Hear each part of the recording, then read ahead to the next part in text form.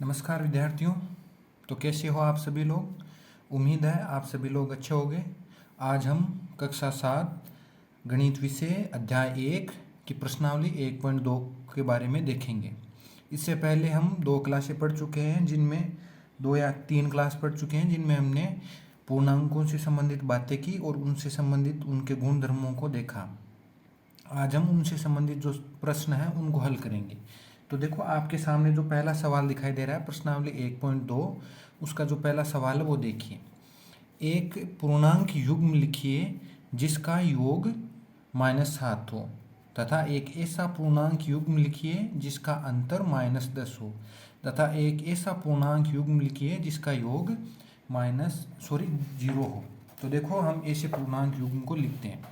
तो सवाल को ध्यान से पढ़ो और उसका जो जवाब है, हम देखो पहले सवाल है उसकी हल करते हैं। सवाल क्या है? सवाल है एक ऐसा पूर्णांक युग्म लिखिए जिसका योग 0 हो। तो देखो, पहले तो समझो युग्म क्या होता है। युग्म क्या है? युग्म क्या होता है वो समझो।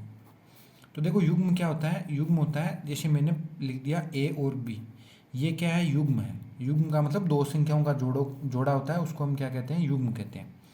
अब युग्म किसका है? पूर्णांकों का। इनका है पूर्णांकों का। तो पूर्णांक क्या क्या होता है? आपको पहली क्लास से ही हम सीख रहे हैं। पूर्णांक होता है सभी धनात्मक संख्याएं, 0, और सभी ऋणात्मक संख्याओं को हम क्या कहते हैं? संख्या युग्म कहते हैं, सॉरी पूर्णांक कहते हैं। अब हमें क्या करना है? एक संख्या युग्म बनाना है। संख्या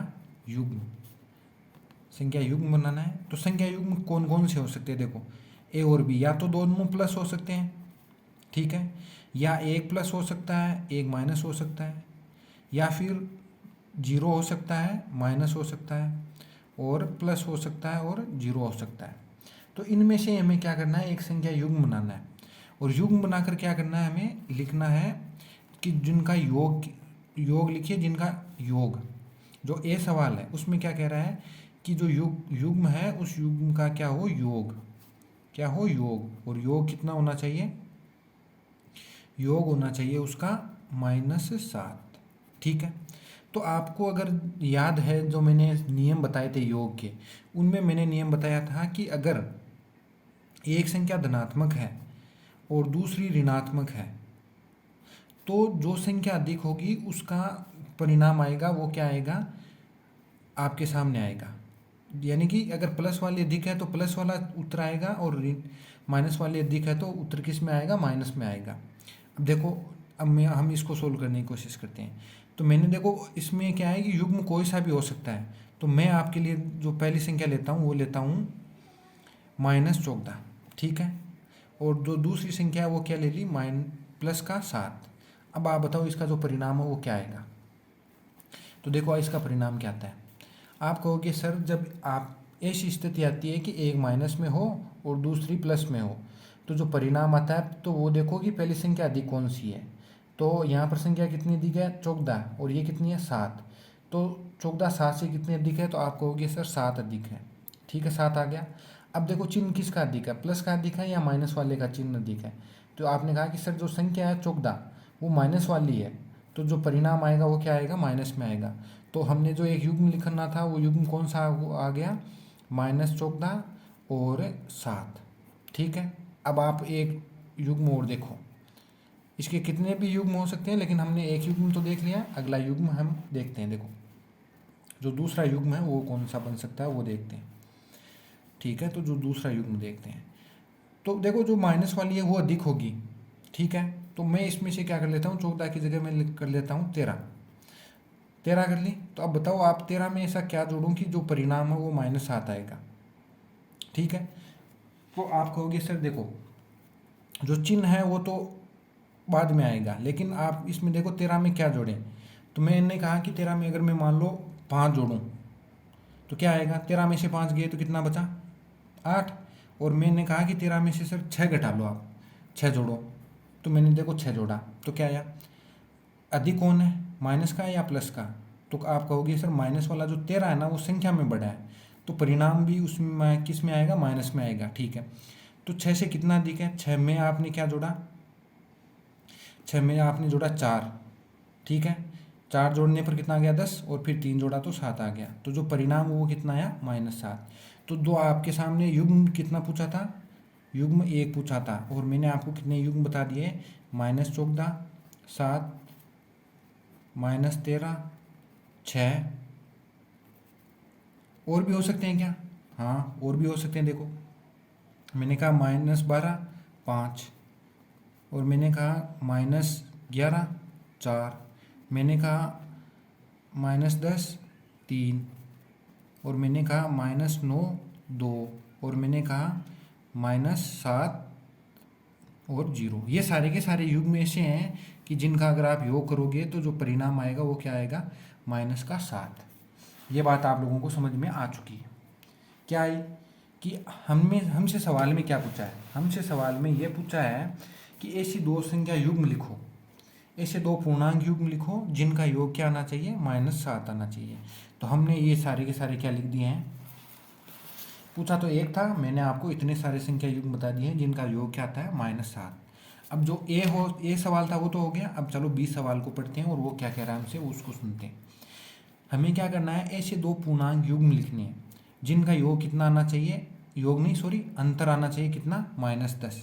यानी कि देखो दो संख्याएं लिखनी है पूर्णांकों में, दो पूर्णांकों में संख्या लिखनी है, फिर उनके बीच में क्या लगाना है, माइनस का चिन्ह लगाना है। तो मैंने इसको कोष्टक में लिख दिया, ठीक है। और इन दोनों पूर्णांकों का जो अंतर आना चाहिए वो कितना आना चाहिए प्रश्न से, -10। तो जो ये लिख दिया -10। अब चलो इसमें मैं प्लस भी रख सकता हूँ और माइनस भी रख सकता हूँ, लेकिन क्या है कि परिणाम आया है कितना, -10। तो मैं अब आपको तीनों तरीके से बता देता हूँ कि क्या क्या हो सकते हैं। चलो ठीक है, तो देखो पहला मैं रखता हूँ -10, ठीक है, -10 और 0। तो आप क्या कहोगे कि सर -10 में से 0 जाए तो कितना बचेगा, -10, ठीक है। फिर दूसरी संख्या मैं आप लोगों को ये बताता हूँ, ये तो रखा -10 -2। तो इसको हल करो क्या आएगा। तो आप क्या कहोगे, सर देखो ये माइनस है और ये भी माइनस है, बीच में अगर कोष्टक बना हुआ है ये क्या काम करेगा, गुणा का। तो इसको हल करने के लिए हम इसको ऐसे लिख सकते हैं -10 + 2, क्योंकि ये इस माइनस से गुणा होकर क्या हो गया प्लस।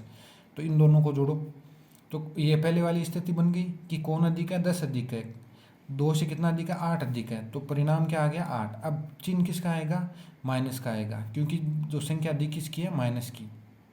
तो आपके युग्म कितने आ गए, 2 युग्म आ गए। कौन कौन से, पहला तो आ गया -10, दूसरा 0, तीसरा कौन, एक युग्म आ गया।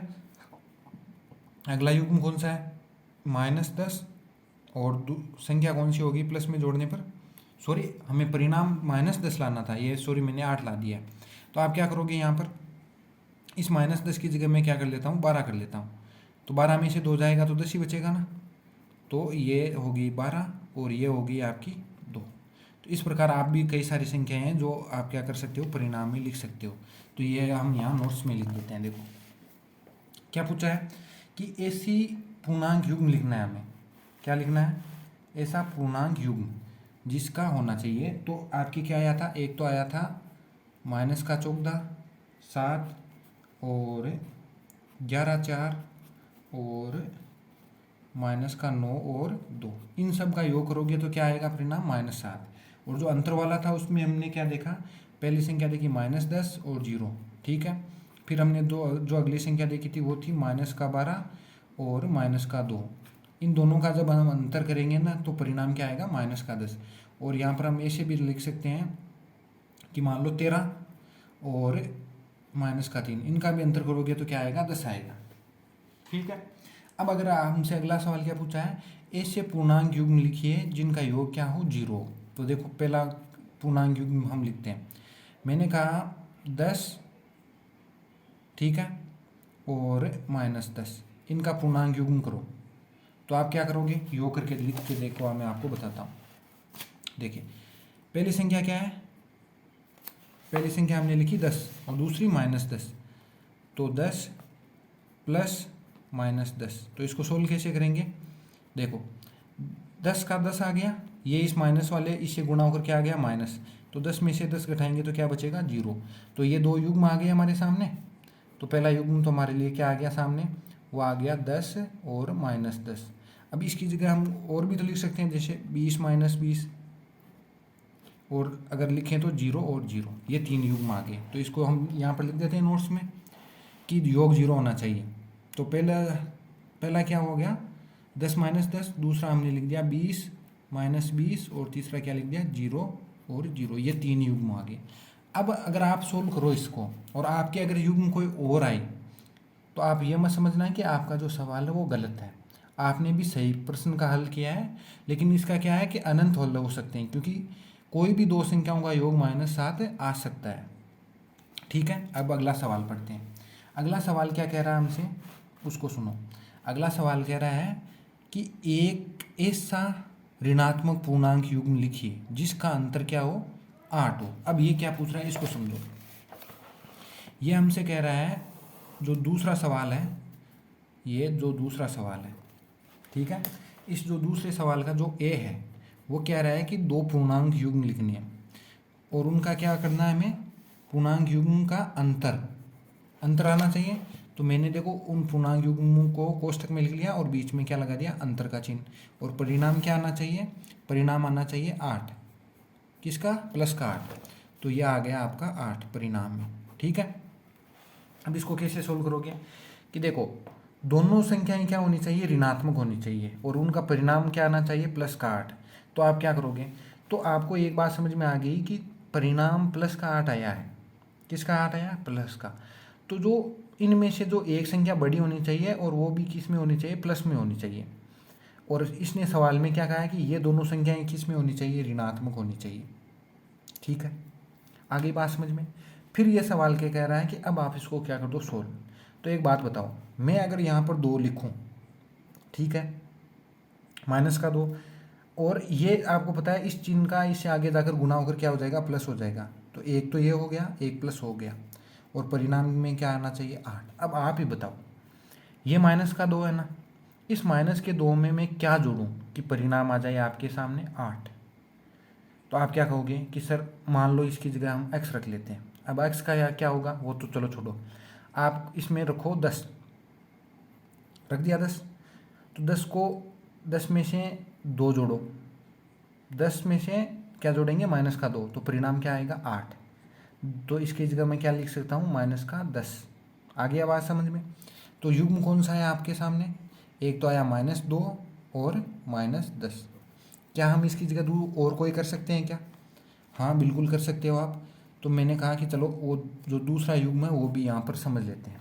अब वो युग्म क्या है, 2 ऋणात्मक संख्याएं लेनी है, आगे बात समझ में। फिर उसको क्या करना है, घटाना है, वो भी माइनस संख्या घटाएंगे, और परिणाम क्या आना चाहिए, प्लस का 8। ठीक है, अब मैं यहाँ पर क्या लेता हूँ, यहाँ पर मान लो मैं ले लेता हूँ, पिछली बार 10 आया था, इस बार मैं ले लेता हूँ 12। ठीक है, तो ये इससे गुणा होकर क्या हो जाएगा, प्लस का 12, और परिणाम क्या आया है 8। और जो यहाँ पर माइनस वाली संख्या वो क्या लें, तो देखो 12 में से क्या घटाएं कि आप क्या आ जाएगा, 8 आ जाए। तो आप कहोगे कि सर 12 में से 4 घटाएं ना तो 8 आ जाता है। तो ये संख्या कौन सी होगी, -4। तो इसके जो युग्म में लिखें तो क्या लिखेंगे, -4, और जो दूसरी संख्या है कौन सी, -12। अब इसको हम नोट्स में लिख देते हैं। देखो तो हमारे युग्म कौन कौन से आए, ये युग्म आए हैं आपके सामने, देखो -2 और -10। ठीक है, दूसरा युग्म कौन सा है आपके, -4 और -12। अब आप कहोगे कि सर हमारे तो कुछ और आ रहा है, तो वो आपका सही है, जबकि इनका जो योग जो अंतर होना चाहिए वो आपका 8 आ रहा है ना, तो आपका जो प्रश्न है वो सही है, भले ही आपके जो ये दोनों संख्याएं हैं वो कुछ भी आए। ठीक है, तो अब हम इसका जो प्रश्न 2 है इसका बी करते हैं। बी में क्या दे रखा है उसको समझने का प्रयास करते हैं। ठीक है, चलो समझते हैं। बी क्या है, एक ऋणात्मक पूर्णांक और एक धनात्मक पूर्णांक, ठीक है, जिनका योग -5 आना चाहिए। यानी कि क्या कह रहा है ये, इसको हम समझते हैं। पहला ऋणात्मक है, दूसरा धनात्मक है, और उसका पूछा क्या है, योग पूछा है। इसको हम यहाँ करते हैं। देखो पूछा क्या है, कह रहा है कि जो पहली संख्या है वो आपकी ऋणात्मक है, और फिर उस जो दूसरी संख्या है वो कौन सी है, धनात्मक है, और उनका जो क्या आया है, योग आया है। योग कितना आया है, -5। योग आया आपके -5। ठीक है, अब इसको हल करो। ये दोनों जो खाली स्थान है वो आपको क्या करनी है, भरनी है। तो जब आपको समझ में नहीं आई कि ये कैसे करना है, तो जो सामान्य जो रूल या जो नियम थे, मैंने योग के नियम बताए थे, उनको याद करो। तो मैंने कहा था कि जब ये ऋणात्मक संख्या अधिक आ रही है तो जो धनात्मक है वो क्या होगी, इससे कम आएगी। तो देखो मैंने मान लो ऋणात्मक की जगह 10 रख दिया, तो 10 में क्या जोड़ूं कि माइनस का 5 आ जाएगा, बताओ आप। तो आप कहोगे कि सर देखो 5 और 5 10 होते हैं, तो आप क्या करो यहाँ पर 5 रख के देख लो एक बार। तो मैंने यहाँ पर 5 रखा, तो ये हल होकर कैसा आएगा, माइनस का 10 5 प्लस का, और जो परिणाम क्या आएगा, 10 अधिक है ना 5 से। तो आप कहोगे हाँ सर 5 अधिक है, 10 अधिक है, ठीक है, कितना अधिक है, 5 अधिक है। तो जो परिणाम आया वो क्या आया, 5, और वो भी चिन्ह किसका आया, माइनस का।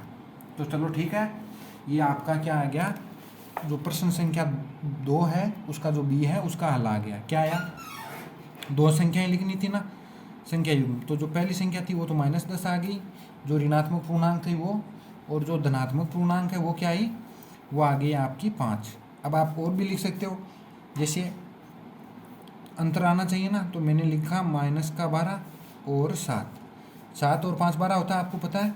तो ये है उसका क्या आ गए, 2 हल आ गए।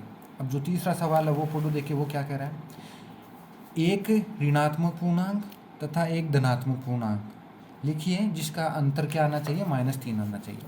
अब इसको देखो हल को क्या कैसे हल करते हैं, यहाँ से देखते हैं। देखो इसको, सवाल क्या कह रहा है कि आपको पहले 2 पूर्णांक लेने हैं, ये 2 पूर्णांक ले लिए, और उसका जो परिणाम क्या आ रहा है, अंतर में आ रहा है, और वो भी क्या आ रहा है, -3। तो यहाँ पर मैंने लिख लिया क्या, -3, ठीक है। और उसका क्या करना है, इन दोनों पूर्णांकों का हमें क्या करना है, अंतर। ये क्या आपका 2 का सी, ये हमने यहाँ पर हल किया था इसका बी। तो चलो इस सी को समझते हैं। चलो अब आप ही बताओ कि हमें करना क्या है, अंतर करना है, और परिणाम किस में आना चाहिए, ऋणात्मक में। तो जो ये संख्या है, अगर मैं इसको ऋणात्मक कर लूँ तो कुछ गलत तो नहीं होगा। तो आप कहोगे सर कुछ भी गलत नहीं है, आप कर लो, ठीक है। अब देखो मैं यहाँ पर धनात्मक संख्या रखूँ, 3 आना चाहिए ना, यहाँ पर चलो मैंने 1 रख लिया, तो ये यहाँ से क्या आएगा, माइनस में आएगा, और ये भी इसके गुणा होकर क्या हो जाएगा, -1। अब आप बताओ कि परिणाम आ रहा है -3, तो ये क्या संख्या होगी। तो आप क्या कहोगे, सर जब 2 ऋणात्मक चिन्ह आपस में योग हो तो परिणाम भी ऋणात्मक आता है, तो ऋणात्मक आ गया 3।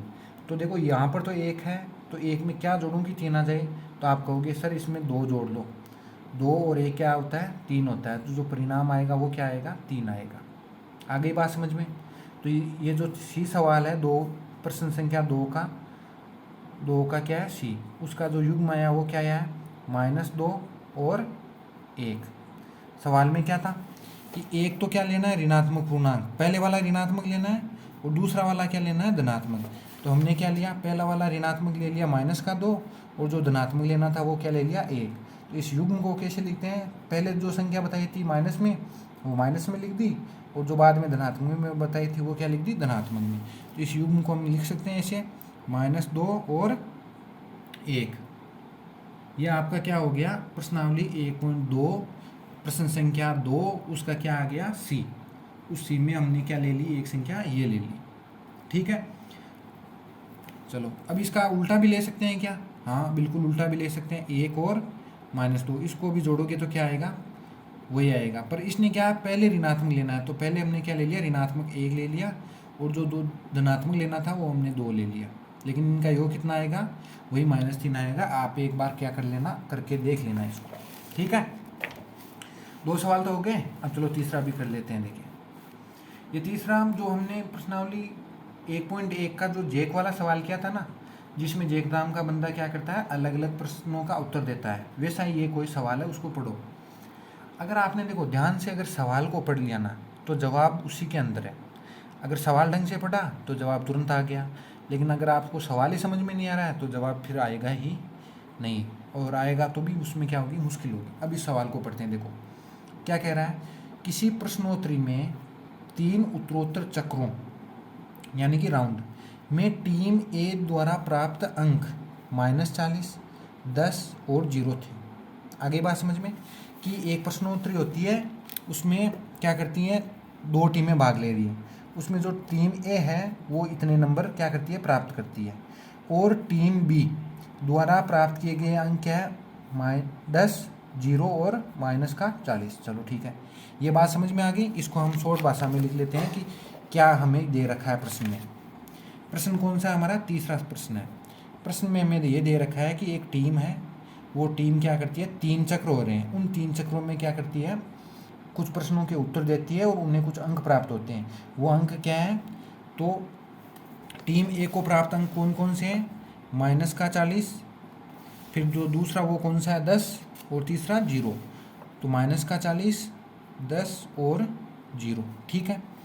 और टीम बी है, उसको क्या अंक प्राप्त होते हैं, जो पहली राउंड होता है उसमें उसे 10 प्राप्त होते हैं, और दूसरे में 0 और तीसरे में माइनस के 40 अंक प्राप्त होते हैं। ये हमें जानकारी इस प्रश्न में दे रखी है। अब ये जो जानकारी देने के बाद प्रश्न पूछता है ए, वो ए प्रश्न क्या है उसको पढ़ते हैं। देखो, किस टीम ने अधिक अंक प्राप्त किए, सवाल ये है ना। तो उसके लिए हमें क्या करना पड़ेगा, जो दोनों टीमें हैं उन टीमों द्वारा जो अंक प्राप्त हुए हैं उनको क्या कर लो, आप जोड़ लो। जोड़ लेंगे ना, तब क्या आएगा, उनका परिणाम प्राप्त आएगा, और उस परिणाम को हम देख लेंगे कि कौन अधिक है। तो जोड़ो, देखें। जोड़ने के लिए मैं आपको यहाँ पर जोड़ने के लिए ऐसे लिख कर बता देता हूँ, -40 + 10 और +0, ये ए टीम के परिणाम है। और बी टीम के परिणाम क्या है, वो देखो, 10 + 0 + -40। चलो इनको जोड़ो, देखें। यहाँ पर देखो, ये 0 तो जोड़ने पर कोई फर्क पड़ेगा नहीं, और ये क्या है 10, और ये क्या है 40। 40 में जब माइनस के 40 में 10 जोड़ेंगे तो परिणाम क्या आएगा, परिणाम आएगा कि देखो, जब दो चिन्ह अलग अलग हो तो हमें ये देखना है कि अधिक कौन है। अधिक कौन है, 40। कितना अधिक है इस 10 से, 30 अधिक है, तो परिणाम क्या आया, 30। अब देखो चिन्ह किसका आएगा, माइनस का, ये माइनस का आ गया। यही सेम वही है, 0 को जोड़ने पर कुछ फर्क पड़ेगा नहीं, और 10 में क्या जोड़ेंगे हम, -40, तो परिणाम क्या आएगा, -30। तो यहाँ पर क्या हो रही है, दोनों टीमों को हमें क्या कर रहा है, बराबर अंक प्राप्त हो रहे हैं ना। तो यहाँ पर क्या लिखेंगे, जो प्रश्न पूछा है कि किस टीम ने अधिक अंक प्राप्त किए, यही है ना प्रश्न। तो इसका हल लिखेंगे हम। हल, टीम ए द्वारा प्राप्त अंक कौन से हैं, -40 + 0 + 10 बराबर क्या है, -30। और टीम बी द्वारा प्राप्त अंक, टीम बी ने क्या अंक प्राप्त किए, यहाँ से देखो, 10 + 0 + -40, इनको जोड़ेंगे तो क्या आएगा प्राप्त अंक, ये भी -3। अब देखो, टीम ए के प्राप्त अंक कौन से हैं, -30, और टीम बी के प्राप्त अंक कौन से हैं, -30। तो यहाँ हम कह सकते हैं ना कि हल ए का, कि दोनों टीमों ने समान अंक प्राप्त किए। हो गया पहला सवाल। अब बी सवाल को करते हैं। बी क्या कह रहा है, क्या हम कह सकते हैं कि पूर्णांकों को किसी भी क्रम में जोड़ा जा सकता है।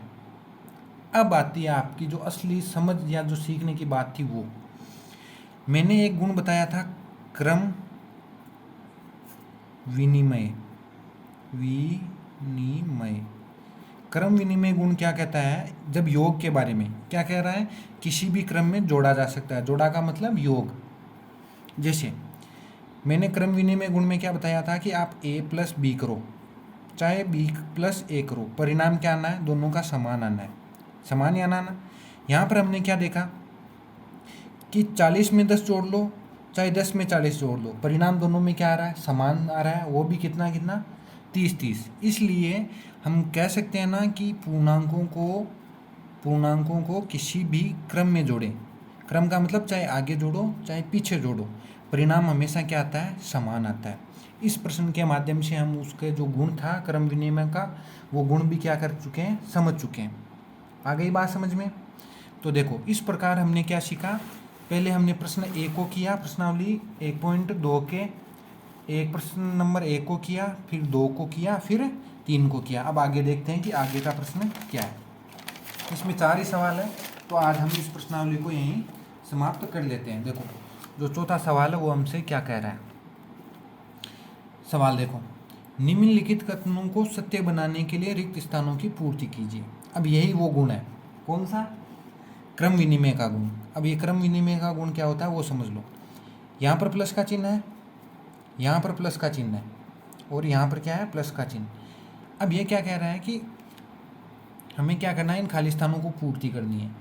-5 में और 8 जोड़ा तो परिणाम में इसने क्या लिख दिया? -5 प्लस, यानी कि अगर मैं इसको ए कहूँ और इसको बी कहूँ तो बी को आगे लिख दिया तो ए क्या आएगा यहाँ पर, तो यहाँ पर क्या भरेंगे हम? -5। ठीक है। फिर आप लोगों को मैंने एक गुण बताया था, ये कौन सा गुण हो गया? चलो ये भी लिख दो आप साथ में। ये हो गया आपका क्रम विनिमय। क्रम विनिमय गुण हो गया ना ये, कि चाहे एक को पहले लिखो चाहे बी को पहले लिखो, जब आप उनका योग करोगे ना तो परिणाम क्या आएगा? दोनों का समान आएगा। ये बात आपकी समझ में आ गई। अब दूसरा करते हैं। एक मैंने गुण बताया था तत्समक। तत्समक गुण में क्या होता है कि आप किसी भी संख्या में 0 जोड़ लो तो परिणाम क्या आएगा? वापिस वही आएगा। तो यहाँ पर क्या जोड़े -53 में कि परिणाम भी -53 आए, तो आप क्या कहोगे कि तत्समक की परिभाषा से हम अगर 0 जोड़े तो परिणाम क्या आएगा? वापिस -53 ही आएगा। अब वही परिभाषा वापिस आ गई कि 17 में ऐसा क्या जोड़े कि वापिस वो क्या हो जाए? 0। तो आप क्या कहोगे? ये तो सर बिल्कुल आसान है, 17 में हमें क्या जोड़ना है कि 0 आ जाए। तो यहाँ पर हम क्या करें? ये 17 प्लस का है, सॉरी ये देखो यहाँ से इसको प्लस बना देते हैं। 17 में अगर हम -17 जोड़ें तो क्या 0 आएगा? तो हाँ आप कहोगे सर बिल्कुल, जब एक प्लस का हो और एक ऋणात्मक हो, यानी कि एक प्लस हो दूसरा माइनस हो, तो उनका योग करें तो जो अधिक होता है वो आता है। लेकिन यहाँ पर ये क्या है? दोनों बराबर है, तो परिणाम क्या आएगा? 0। ये देखो अगला सवाल कौन सा है? 1 2 3 और ये चौथा। इस चौथे को हम देख लेते हैं क्या कहता है। ये चौथा कह रहा है कि जो 13 है उसमें क्या जोड़ रखा है? -12। ठीक है, ये आपके वितरण गुण से संबंधित है। जो चौथा गुण है ना वितरण, जो हमने कल देखा था वितरण गुण, उससे संबंधित है। वितरण गुण क्या कहता है? सॉरी वितरण क्या, ये साहचर्य से संबंधित है। साहचर्य। अब ये साहचर्य क्या होता है उसको मैं एक बार वापस याद दिलवा देता हूँ आप लोगों को कि साहचर्य क्या होता है। ये जो 3 नंबर है वो तो आपने कर ही लिया था ना। अभी साहचर्य को समझ लो, ये साहचर्य क्या होता है। यहाँ पर मैं इस साहचर्य को समझा देता हूँ। क्या साहचर्य ये था कि चाहे ए को बी से संक्रिया करवा दो, फिर उसके बाद सी लिख दो, फिर सी से करवा दो, चाहे ए को बाहर रख दो और बी और सी की संक्रिया करवा दो, तो परिणाम क्या आएगा? दोनों का समान ही आएगा। कैसे? जैसे 2 + 3 कर लो, फिर उसमें 2 जोड़ लो वापिस, या 5 कर लो यहाँ पर। ठीक है, या आप क्या कर लो, 2 को तो यहीं छोड़ दो और 5 + 3 कर लो, तो क्या आएगा? यहाँ से जोड़ो, 3 और 2 5 + 5, और यहाँ से क्या आएगा? 2 + 5 और 3 8, 5 और 5 10, 5 और 5 कितना आया? 10, और यहाँ से 8 + 2 10, यानी कि बराबर आया। तो यह गुण कौन सा होता है? साहचर्य। तो इसी साहचर्य गुण को समझते हुए हमें क्या करना है? इसको हल करना है। तो देखो 13 12 और यहाँ पर क्या है? खाली जगह, इसको भरना है। तो यहाँ पर क्या भर सकते हैं? 13 में आपने क्या जोड़ दिया? ये कोष्टक यहाँ है ना, तो पहले वाला कोष्टक मैं यहाँ बना देता हूँ, बना दिया। तो आप कहोगे इसी सर 13 की जगह 13 आ गया, 12 की जगह 12 आ गया, तो यहाँ पर जो खाली जगह है वहाँ पर हम सर -7 भर सकते हैं। तो आपने क्या कर दिया यहाँ पर? -7। ठीक है, अगला देखते हैं। ये आप लोगों के लिए है, ये भी साहचर्य गुण से संबंधित है, साहचर्य से संबंधित है। इस साहचर्य से संबंधित गुण को भी आपको क्या करना है? समझना है। अगर ऊपर वाला समझ में आ गया आपको, ऊपर वाला प्रश्न, तो इसको आप क्या कर सकते हो? आसानी से हल कर सकते हो। ठीक है, तो अब तक की जो हमने पढ़ा है उसमें क्या क्या पढ़ चुका हो, मैं आपको एक बार वापस याद दिलवा देता हूँ। इसमें हमने सबसे पहले जो पढ़ा, पूर्णांकों की परिभाषा पढ़ी, फिर पूर्णांकों के योग से संबंधित कुछ नियम देखे, फिर उनसे संबंधित कुछ उदाहरण देखे, फिर उनसे संबंधित कुछ प्रश्न देखे, और उस प्रश्नों में हमने प्रश्नावली 1.1 के 4-5 सवाल थे वो देखे, फिर 1.2 से संबंधित कुछ सवाल थे उनको देखा। ठीक है, और उनसे संबंधित जो चौथा सवाल है उसको, उसमें जो 5 सवाल है उसमें से 4 मैंने करवा दिए हैं, और ये जो 5वां सवाल है इसको आपको हल करना है। अगर आप हल कर लो तो इसके जो जवाब आता है उसको आपको क्या करना है, जो कमेंट बॉक्स है उसमें आपको क्या करना है, लिखना है।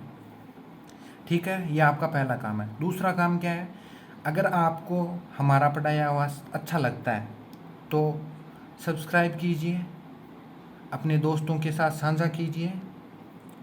ठीक है, तो आज के लिए हम इतना ही रखते हैं। धन्यवाद। अपना और अपनों का ख्याल रखना। जय हिंद, जय